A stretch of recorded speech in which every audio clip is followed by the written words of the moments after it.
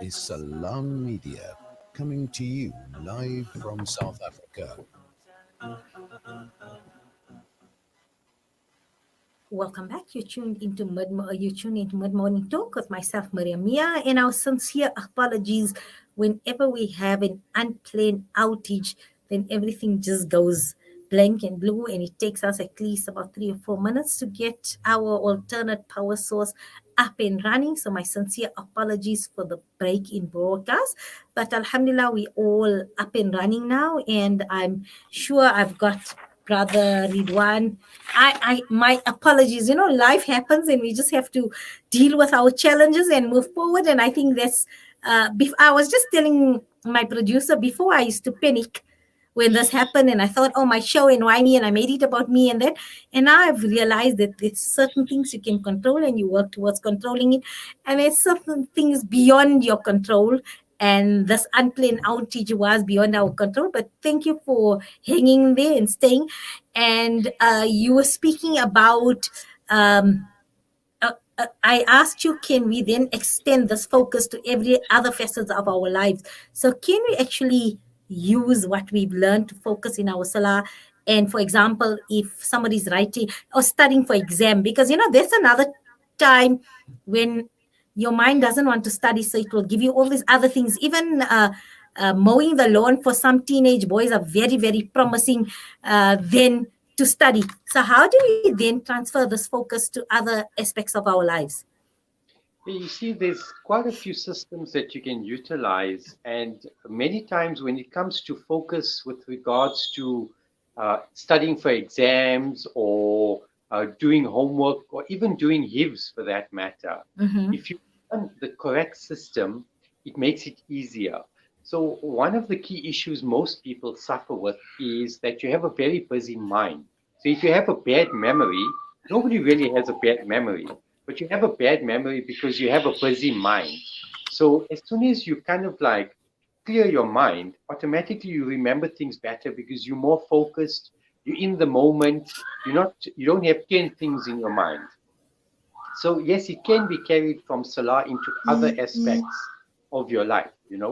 And actually in Medina University in Saudi, they actually utilize NLP techniques in order to help the kids memorize better and to have a clearer mind. So when they're doing their door or when they're learning something new, they're able to focus solely on that and they memorize faster with a lot more clarity.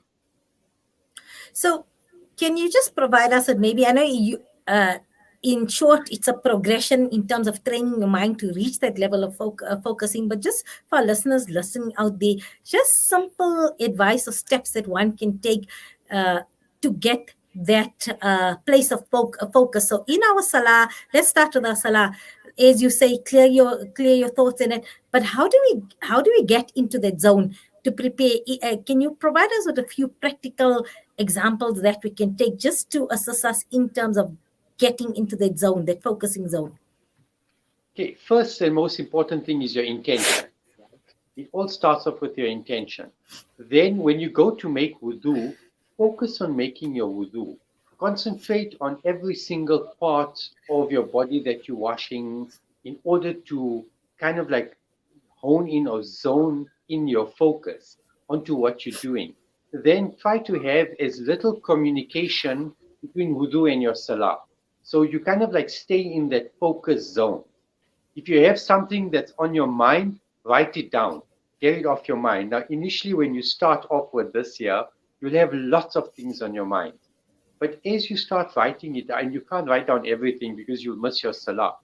So start writing things down and kind of like get them off your mind so that it becomes easier. Schedule your time so that you are prepared for your salah and you don't have anything else that will take you away from your or distract you from your salah. Unfortunately, life happens, and that's exactly what we had a few minutes ago. And that's absolutely fine. You have to make sure that you're well prepared. I mean, there's one thing that affects me is hunger. If I'm hungry, I cannot, when I go for salah, I can't focus properly. So I always make sure that I'm very well prepared in the sense of having something to snack on or having a meal or something before salah. So it's all about that whole getting your clearing everything that would distract you from being in that moment. And there's just some of the advice or tips that you can get. Yes. So this is it. First of all, from what you say, it's intention, and then you have to basically consciously remove distractions from your mind. That's what I'm gathering. So you have to make a conscious effort to remove the distractions, as you said, a physical act of writing things down, or so it's almost like controlling your mind to get into that focus zone, making your mind strong so that you can focus, not allowing this thoughts to overtake you in terms of thinking. Do I make sense in what I'm saying? Yes, 100%. Look, I've written a book about this that inshallah will be coming out soon, right? It's called Concentration in Salah, a step-by-step guide. And the whole idea of the book, it takes you to a series of processes that you can utilize in order to kind of like gain yourself or clear your mind so that when you get to Salah, you are prepared. And then when you're in Salah, how to continue with keeping your focus and after your Salah as well. So it's not just a process of, you know what, I'm going to do this before Salah and it will all work out, it will be great. It doesn't work that way. So it's all about the process of going from step by step.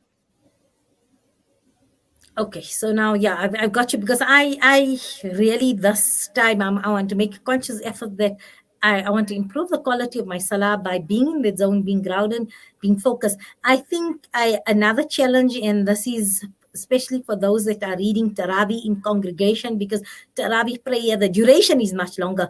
And because it's much longer, it's easier to lose focus, and it's easier for us to be consumed by various thoughts during your Taraweeh prayer, especially with it being 20 rakats, and the length of each rakat is much longer.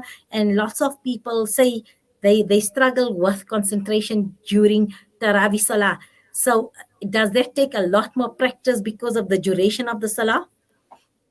Honestly, just to be able to read two rakats nafil salah on your own at home and keep your concentration takes a lot of effort. But once you start getting into the routine and you start implementing all these little points in your salah, it basically allows you to concentrate. Then there is also a process that when you're in your salah, there's certain strategic points that kind of like bring you. So if you lose your focus, there's certain strategic points that bring you back into your salah that help you improve your concentration or increase your concentration. So this is all a process. You can't just say today, okay, I'm going to concentrate in Salah, I'm going to clear my mind, and you go read Salah and you concentrate. No. Like I said, when I started this journey, it felt like I was going backwards because the more I worked on concentration, the less I was able to concentrate.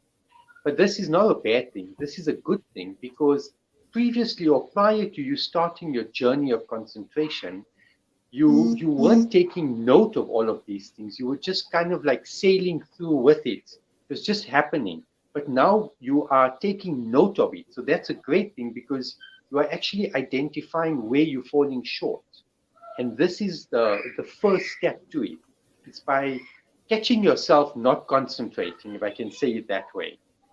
And then So you know what. basically, it's it's like any shortcoming you have or any addiction you have. I think the first journey to improving yourself or to changing that is to acknowledge you have a problem. So once you acknowledge, I do have a problem on my focusing during salah, I think that is the commencement of the journey. Correct, yes. And at the end of the day, it's a journey. It's not just something you're doing in one day. It's something that when you start, you must do it every single day.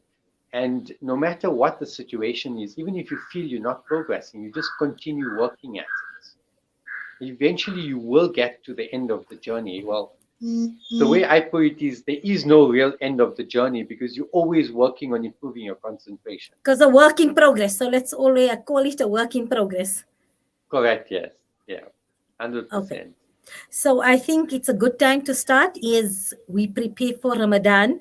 I think we've got just under 14 days left, inshallah, to start focusing so that by the time Ramadan sets in, at least our mind is now used to that conscientization of focusing on salah, as you say, commencing with wudu, making a note of our distractions or trying to eliminate distractions, as you said, in my case, prepare things or put something on low or just rather switch it off until those distractions are ended. So, in preparation of Ramadan, there's one step that I see you are part of a panel discussion that is taking place. It's a Ramadan 1442 summit. Make your Ramadan best ever. It's a live online summit, and you'll be discussing exactly that. Tell us a little bit more about the summit and what you'd be discussing at the summit.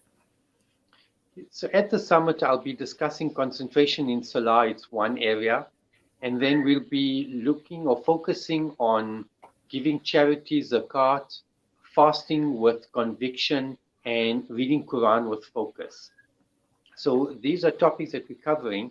And it's basically looking at it from a layman's perspective. And with myself and all the other speakers, we looked at common problems and issues that we suffer with, as well as people or friends that we have that go through similar types of issues or other issues that they have. And we kind of like talking about these particular topics in order to gain clarity so that you can utilize and make this your best Ramadan ever, by improving your focus in Salah, your concentration in Salah. When you're giving charity with such a powerful mind that it creates an internal warmth, an internal feeling of goodness. When you're fasting, it's about not only fasting and not eating food, but fasting with your mind, heart, body, and soul, if I can say it that way. And when you're reading Quran, it's about reading Quran with such conviction that your heart kind of like gets totally encapsulated and it totally melts by the beauty of the Quran. Sounds fascinating, and the best part, I think, the summit is for free, so you just need to register and yes, gain the benefits. And this is the 6th and 7th April, the Ramadan summit. Is there a website or Instagram or something for the summit, Instagram handle for anybody that would like to register, Brother Ridwaan? There is a link. I don't know if I'll send the link through to you. Maybe you can push out the link. But if you look at any of the speakers' pages or any of the key social media pages, you will find the link out there. There, my Shazia is on it already, Brother Ridwaan.